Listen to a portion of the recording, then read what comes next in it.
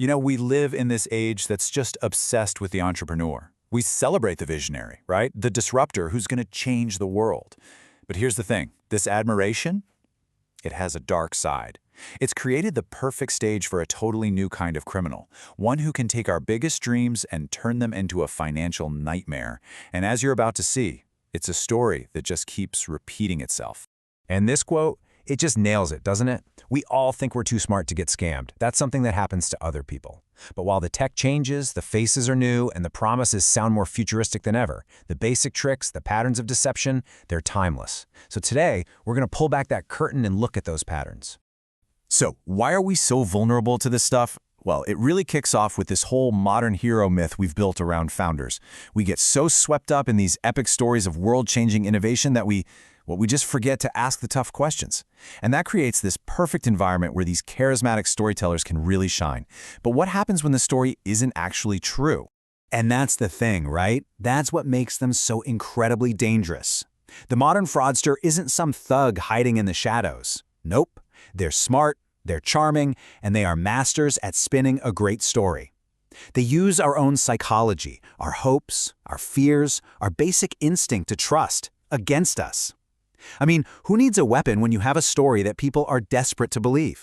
It turns out that when you look at hundreds of these huge cases, a really clear playbook starts to emerge. A set of 4, let's call them universal strategies that just pop up again and again. And trust me, once you see these plays, you can't unsee them. So let's dive into the first one. Okay, play number 1. This is a real classic of our time, the technological lie. It always kicks off with this huge promise, a claim that one single piece of tech is going to completely change our lives, solve some impossible problem, and of course, make all the early believers insanely rich. So how do they pull this off? Well, first, they promise a revolution. Something so big you get that FOMO, that fear of missing out. Then, they hit you with all this complicated jargon to make you feel like you're just not smart enough to question it. And when the tech, surprise, surprise, doesn't work, they just fake the results. The classic example here is obviously Theranos, which promised to change medicine with a single drop of blood, all while knowing their magic box never actually worked. All right, on to the second play. This one is all about the cash. It's not just about raising money with a great story, it's about what happens to your money after you've handed it over. This is the misappropriation of funds.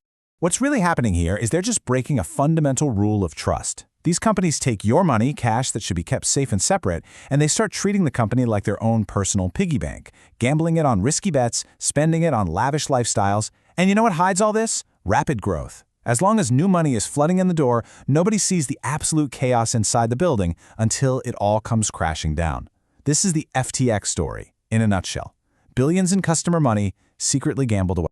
Okay, so play number 3. It's not as flashy as some tech revolution, but man, is it just as devastating. This is where the lies are written right into the company's books. This is accounting fraud. This is basically financial magic, right? Pulling money out of a hat. You just invent assets, you create sales that never happened, and you build this financial picture that is totally disconnected from reality. The only problem is when someone finally looks in the vault, there's absolutely nothing there. And the scale can be just breathtaking. I mean, look at Wirecard, this huge German fintech company. They just invented 1.9 billion euros.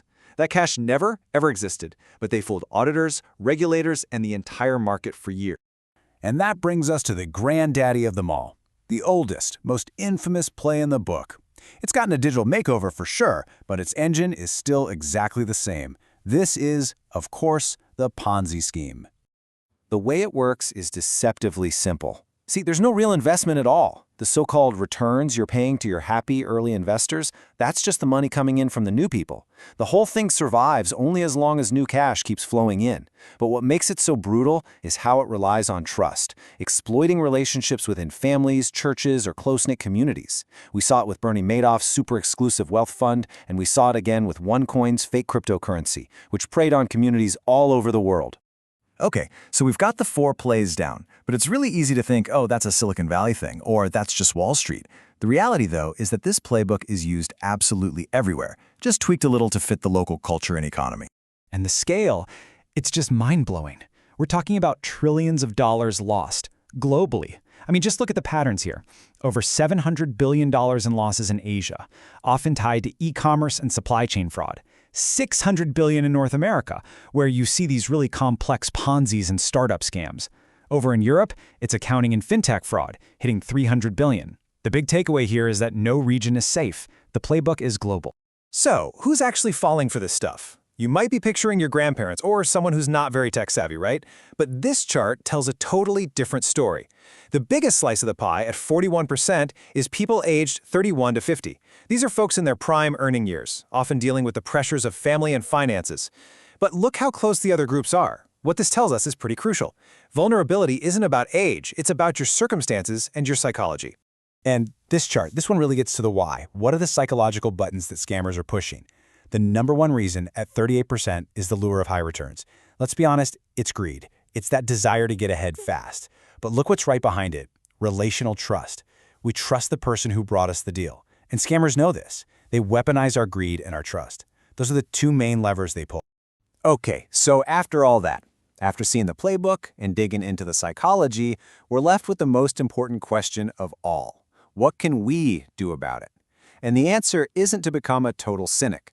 It's to become an intelligent doubter, to arm ourselves with, let's call it, a knowledge shield. This is it. This is the most critical question. And the answer is all about turning what we've just learned into a practical defense system. It's about learning how to spot these red flags out in the wild before you've lost a single dollar. All right, here it is, your anti-scam checklist. 4 simple steps, but they are incredibly powerful. First, demand proof. And I don't mean their internal numbers, I mean independent third-party validation. Second, ask for a simple explanation. If they can't explain their business model in simple terms and just hide behind jargon, that is a huge red flag. Third, if you're putting money in, verify fund separation. Is your money protected, or is it just being thrown into the same pot as the company's day-to-day cash? And finally, number 4, match the numbers to reality. Use your common sense. Do their financial claims actually make sense with what you see happening in the real world? This checklist, this is your shield. And at the end of the day, this is what it all comes down to. The scams of tomorrow, they're going to have new names, new promises, and new tech. But I'll bet you they will almost certainly use a version of the 4 plays we've just talked about.